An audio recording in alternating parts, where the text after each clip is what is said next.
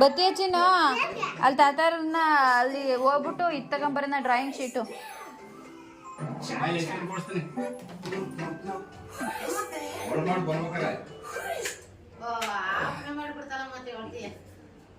ತಾತಾರ ಹೋದಾಗ ಅಳಂಗಿಲ್ಲ, ಅವ್ರು ಬರ್ತಾರೆ ಮತ್ತೆ ಅದೆಲ್ಲ ದೇವಸ್ಥಾನಕ್ಕೆ ಹೋಗ್ಬಿಟ್ಟು ಹಂಗೆ ಎಲ್ಲ ಹೋಗ್ಲಿ. ನೀನು ಐಸ್ ಕ್ರೀಮ್ ತಗೊಂಡು ಒಂದು ಡ್ರಾಯಿಂಗ್ ಶೀಟ್ ತಗೊಂಡು ಬಾ. ಯಾಕೆ ಅದೇ ಕಬೀಜಿ ಅದು ಇರ್ಲಿ ಬಿಡು, ಅದಕ್ಕೆ ನೀನು ಎತ್ತಾ ಇದೀಯಾ?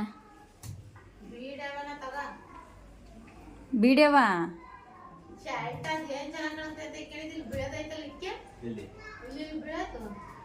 ನನಗೆ ಶರ್ಟ್ ಆದ್ರೆ ಕೊಡೆ ಅವ್ರಿಗೆ.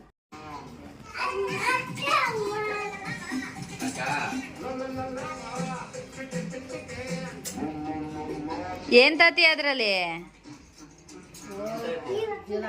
ಅವ ಅಪ್ಪನ್ನೇ ತಾತಾಳಂತೆ. ಅದೆಷ್ಟು ರೂಪಾಯಿ ಅಂತ ಕೇಳು. ಎರಡೇ, ಅದನ್ನೇ 500 ರೂಪಾಯಿ ಒಂದು ಕೊಟ್ರು ಒಂದೇ.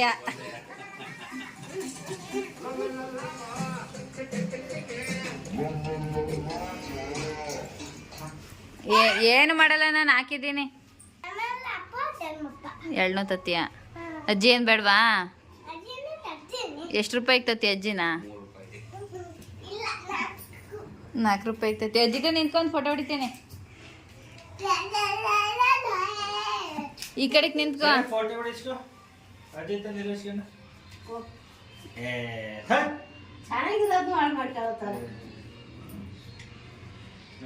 ಒಂದು ಫೋಟೋ ಹೊಡಿಸಲ್ಲ. ಏನು ದಿಮಾಕಲ್ಲಿ ನಿಂತ್ಕೊತಾಳ ನೋಡಂಗೆ. ಫೋಟೋ ಹೊಡಿಸ್ಕೊಳಮ್ಮ.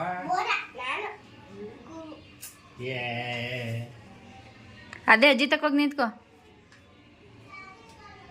ಹಾಂ ಕರೆಕ್ಟ್.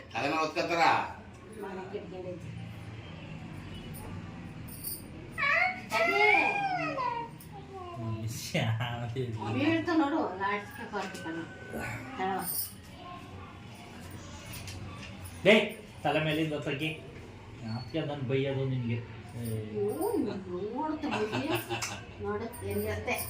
ಹೊಡಿತೀನಿ. ಚಿನ್ನು ಹಂಗೆಲ್ಲ ಇಟ್ಕೊಂಡ್ರೆ ಇನ್ನೊಂದ್ಸಲ ದುಡ್ಡು ಸಿಗಲ್ಲ, ಸರಿಯಾಗಿ ಇಟ್ಕೋಬೇಕು. ಸುಮ್ ಕೂತ್ಕೊಂಡು ನೀನ್ ಯಾಕೆ ಹಂಗ ಆಡ್ತೀಯ? ಅದಕ್ಕೆ ಹೆಂಗ್ ಗೊತ್ತಾ?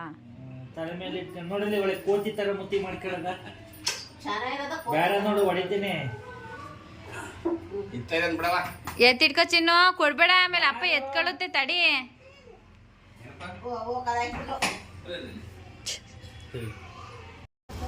ಅಯ್ಯೋ ಅವಳಷ್ಟು ಓದೋದಿರ್ಲಿ, ಬರೆಯಾಕೋಬೋದಿರ್ಲಿಲ್ವ ನಾವು ನೋಡಿ.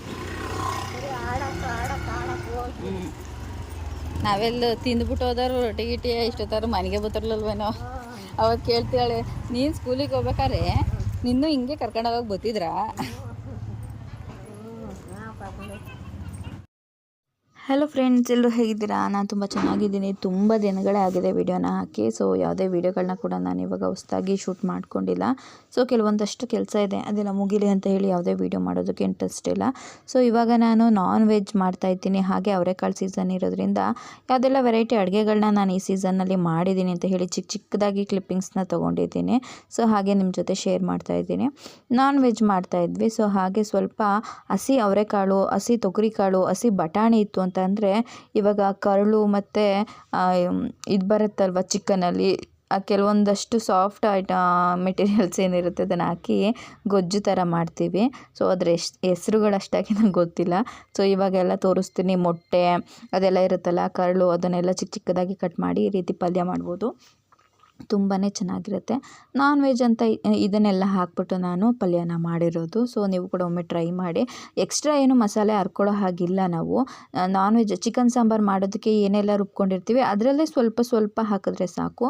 ಮೊದಲಿಗೆ ನಾವು ಅವರೆಕಾಳನ್ನು ಚೆನ್ನಾಗಿ ಬೇಯಿಸೋದಕ್ಕೆ ಇಟ್ಟು ಆನಂತರ ನಾವು ಈ ನಾನ್ ವೆಜ್ ಪೀಸ್ ಏನಿರುತ್ತೆ ಅದನ್ನು ಕೂಡ ಹಾಕಿ ಬೇಯಿಸ್ಕೊಂಡ್ಬಿಡೋದು. ಅದಾದಮೇಲೆ ಈರುಳ್ಳಿ, ಬೆಳ್ಳುಳ್ಳಿ ಮಸಾಲೆ ಏನಿರುತ್ತೆ ಅದು, ಮತ್ತು ಧನಿಯಾ ಪುಡಿ, ಖಾರದ ಪುಡಿ ಮಸಾಲೆ, ಮತ್ತು ತೆಂಗಿನಕಾಯಿ, ಕಡಲೆ ಎಲ್ಲ ರೀತಿ ಅದು ಎಲ್ಲನೂ ಸ್ವಲ್ಪ ಹಾಕಿ ಚೆನ್ನಾಗಿ ಗಟ್ಟಿಯಾಗೋ ಥರ ನಾವು ಚೆನ್ನಾಗಿ ಬೇಯಿಸ್ಕೊಂಡ್ರೆ ಸೂಪರಾಗಿರುತ್ತೆ ಪಲ್ಯ. ನಾನ್ ವೆಜ್ ಮಾಡ್ತಾ ಇರ್ತೀರಾ, ಸೀಸನ್ ಇದೆ ಅವರೆಕಾಳು ಅಥವಾ ತೊಗರಿಕಾಳ್ದು ಅಂತ ಅಂದರೆ ತಪ್ಪದೇ ಮಾಡ್ಕೊಳ್ಳಿ. ಮಟನ್ನಲ್ಲೂ ಮಾಡ್ಬೋದು, ಮತ್ತು ಈ ರೀತಿ ಚಿಕನಲ್ಲೂ ಮಾಡ್ಬೋದು, ಅಥವಾ ಬ್ಲಡ್ಡಲ್ಲಿ ಮಾಡ್ತಾರೆ ಕೆಲವು ಜನ ಗೊಜ್ಜು ಅಂತ, ಅದನ್ನು ಕೂಡ ನಾವು ಇದರಲ್ಲಿ ಮಾಡ್ಬೋದು. ತುಂಬಾ ಒಳ್ಳೆ ಟೇಸ್ಟ್ ಇರುತ್ತೆ. ನಮ್ಮದು ಕೂಡ ಈ ಕಡೆ ಚಿಕನ್ ಸಾಂಬಾರು ರೆಡಿ ಆಗ್ತಾಯಿದೆ. ಏನಾದರೂ ಒಕೇಶನ್ ಇತ್ತು ಅಥವಾ ಸಂಡೇ ಅಂತೂ ಮಾಡೇ ಮಾಡ್ತೀವಿ ನಾನ್ ವೆಜ್ಜು. ಒಂದು 15 ಡೇಸ್ ಒಂದ್ಸಲ ಕಂಪಲ್ಸರಿ ಇರುತ್ತೆ. ಹಾಗೆ ಅವರೆಕಾಳು ಸೀಸನ್ನಲ್ಲಿ ತುಂಬ ವೆರೈಟಿಗಳನ್ನ ನಾವು ಮಾಡ್ಕೋಬೋದಾಗಿರುತ್ತೆ. ಅವರೆಕಾಳು ಉಪ್ಪಿಟ್ಟು, ಚಿಲ್ಕದ ಬೇಳೆ ಅವರೆಕಾಳು ಉಪ್ಪಿಟ್ಟಾಗಿರಬಹುದು, ಪಲಾವ್ ಆಗಿರಬಹುದು, ಮತ್ತು ಯಾವುದಾದ್ರೂ ಬಿರಿಯಾನಿಗಾಗಿರಬಹುದು, ವಡೆ ಆಗಿರಬಹುದು, ಮಸಾಲೆ ವಡೆ ಆಗಿರಬಹುದು, ಎಲ್ಲದನ್ನು ವೆರೈಟೀಸ್ ಆಫ್ ಈ ಕಾಳುಗಳಿಂದ ಮಾಡ್ಕೋಬಹುದು. ಚಿತ್ರಾನ್ನಕ್ಕೂ ಕೂಡ ಮಾಡ್ಕೋಬಹುದು, ಮತ್ತು ಒಗ್ಗರಣೆನೂ ಕೂಡ ಮಾಡ್ಕೋಬಹುದು. ಅವರೆಕಾಳು ಒಗ್ಗರಣೆ ಮಾಡಿರೋದು ಸಪ್ರೇಟು ಆಲ್ರೆಡಿ ವೀಡಿಯೋ ಹಾಕಿದ್ದೀನಿ, ನೀವು ನೋಡಬಹುದು. ಆರಾಮಾಗಿ ಬೇಗ ಮನೆಯಲ್ಲೇ ಮಾಡ್ಕೋಬಹುದು. ಅಂಗಡಿಯಿಂದ ತಂದಾಗ ತಿನ್ನೋವಂತಹ ಟೇಸ್ಟೇ ನಮಗೆ ಸಿಗುತ್ತೆ.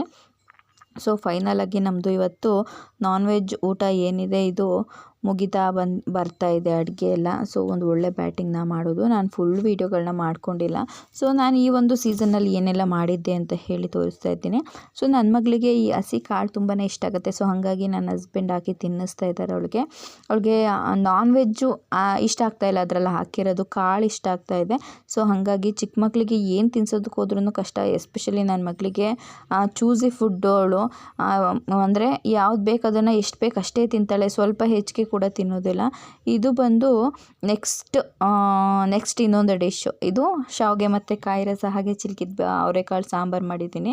ಸೊ ಅಕ್ಕಿ ಹಿಟ್ಟಲ್ಲಾದ್ರೂ ಕೂಡ ಶಾವಿಗೆ ಮಾಡ್ಕೋಬಹುದು, ಅಥವಾ ರಾಗಿ ಹಿಟ್ಟಲ್ಲಿ ಕೂಡ ಶಾವಿಗೆನ ಮಾಡ್ಕೋಬಹುದು. ಇದು ಕಾಯಿ ರಸ ಹರಿದಿದ್ದೀನಿ. ಇದಕ್ಕೇನಿಲ್ಲ, ತೆಂಗಿನಕಾಯಿ, ಬೆಲ್ಲ ಮತ್ತು ಒಂಚೂರು ಏಲಕ್ಕಿ ಹಾಕಿರೋದು. ಇವತ್ತು ನಾವು ಅಕ್ಕಿ ಶಾವಿಗೆನ ಮಾಡ್ತಾಯಿದ್ದೀವಿ. ನಿಜ ಹೇಳಬೇಕು ಅಂದರೆ ನನಗೆ ನನ್ನ ತಂಗಿಗೆ ಅಕ್ಕಿ ಶಾವಿಗೆ ಇಷ್ಟ ಆಗೋದಿಲ್ಲ, ರಾಗಿ ಶಾವಿಗೆನೇ ತುಂಬ ಇಷ್ಟ ಆಗೋದು. ಆದರೆ ನನ್ನ ಹಸ್ಬೆಂಡು ರಾಗಿ ಶಾವಿಗೆನ ತಿನ್ನಲ್ಲ. ಸೊ ಎರಡೆರಡು ಮಾಡೋದು ಯಾರು ಅಂತ ಹೇಳ್ಬಿಟ್ಟು ಒಂದೇ ಮಾಡ್ಕೊಂಡು ತಿಂತಾಯಿದ್ದೀವಿ. ಇಷ್ಟನೇ ಆಗಲ್ಲ ಅಂತ ಏನಿಲ್ಲ, ಇಷ್ಟ ತಿಂತೀವಿ, ಆದರೆ ರಾಗಿ ಅಷ್ಟು ಇಷ್ಟ ಆಗೋದಿಲ್ಲ. ಸೊ ಹಾಗಾಗಿ ಶಾವಿಗೆ ಕಥೆನೂ ಮುಗ್ದೋಯ್ತು. ನೆಕ್ಸ್ಟ್ ಇವಾಗ ಚಿಲ್ಕದ ಅವರೆಕಾಳು ಸಾಂಬಾರು ಜೊತೆಗೆ ಈ ರೀತಿ ಸೀಗಡಿ, ಕರ್ಮೀನು ಸೀಗಡಿ, ಫುಡ್ ಅಂತ ಹೇಳ್ತೀವಲ್ವ. ಸೊ ಇದನ್ನು ನಾನಿವತ್ತು ಮಾಡ್ತಾಯಿದ್ದೀನಿ. ಇದನ್ನು ಫಸ್ಟ್ ಟೈಮ್ ಮಾಡ್ತಾ ಇರೋದು, ಬಟ್ ಸೂಪರಾಗಿತ್ತು ಟೇಸ್ಟು. ಇದು ಸ್ವಲ್ಪ ಜಾಸ್ತಿ ಆಯಿತು, ಯಾಕಂದರೆ ನಮ್ಮ ಮನೆಯಲ್ಲಿ ನನ್ನ ತಂಗಿ ಮತ್ತು ನನ್ನ ಮಗಳು ತಿನ್ನಲಿಲ್ಲ, ನಾವಿಬ್ಬರೇ ತಿಂತಾ ಇರೋದು. ಇದರಲ್ಲಿ ಅರ್ಧ ಹಾಕಿದ್ರು ಕೂಡ ಚೆನ್ನಾಗಿರ್ತಿತ್ತು, ಬಟ್ ನಮ್ಮ ಮನೆಯವರು ಫುಲ್ ಹಾಕು ಅಂತ ಹೇಳಿ ಹಾಕಿಸಿದ್ರು. ಸಾಂಬಾರೆಲ್ಲ ಚೆನ್ನಾಗಿತ್ತು, ಆದರೆ ಸ್ವಲ್ಪ ಒಬ್ಬರೇ ತಿನ್ನೋದು ಅಂತಂದರೆ ಕಷ್ಟ ಆಗುತ್ತಲ್ವ. ಆಮೇಲೆ ನಮ್ಮ ಮನೇಲಿ ಬೇರೆ ಒಂದು ಸಾಂಬಾರನ್ನ ಒಂದು 4 ಟೈಮ್ ತಿಂದರೆ ಆಗೋದೇ ಇಲ್ಲ, 2 ಟೈಮ್ ತಿಂತಾರಷ್ಟೇ, 3ನೇ ಟೈಮಿಗಾಲೇ ಇದೇ ಸಾಂಬಾರ ಅಂತ ಹೇಳ್ತಾರೆ. ಸೊ ಇದರಲ್ಲಿ ಅರ್ಧ ಹಾಕ್ಕೊಂಡಿದ್ರೆ ಚೆನ್ನಾಗಿರೋದು. ನೋಡ್ತಾ ಇರ್ಬೋದು, ನಾನು ಕೂಡ ತಿಂದೆ, ತುಂಬಾ ಚೆನ್ನಾಗಿತ್ತು. ಇದನ್ನು ಹುರಿಯುವಾಗ ಮುಂದೆ ಮೂತಿ ಇರುತ್ತಲ್ಲ, ಅದರಲ್ಲಿ ಸ್ವಲ್ಪ ಮುಳ್ಳು ಥರ ಇರುತ್ತೆ, ಅದನ್ನು ಮುರಿರಿ. ಇಲ್ಲ ಅಂತಂದರೆ ಚಿಕ್ಕ ಮಕ್ಳು ಏನಾದ್ರು ತಿಂತವೆ ಅಂತ ಅಂದರೆ ಅವಕ್ಕೆ ಸ್ವಲ್ಪ ಬಾಯಿಗೆ ಹಂಗೆ ಸಿಕ್ಬಿಡುತ್ತೆ. ಹಾಗಾಗಿ ನೋಡ್ತಾ ಇರಬಹುದು, ಸೀಗಡಿ ಮತ್ತು ಅವರೆಕಾಳು ಸಾಂಬಾರು ಕೂಡ ರೆಡಿಯಾಗಿದೆ. ಈ ಸೀಸನಲ್ಲಿ ಇದನ್ನೊಂದು ಮಿಸ್ ಮಾಡಬೇಡಿ. ಅದಾದಮೇಲೆ ಕರ್ಮೀನು ಕೂಡ ಮಾಡ್ತಾರೆ. ಸೊ ನಮ್ಮ ಮನೆಯವರು ಬೇಡ ಇದು ಸೀಗಡಿ ತಗೋ ಅಂತ ಹೇಳಿದರು.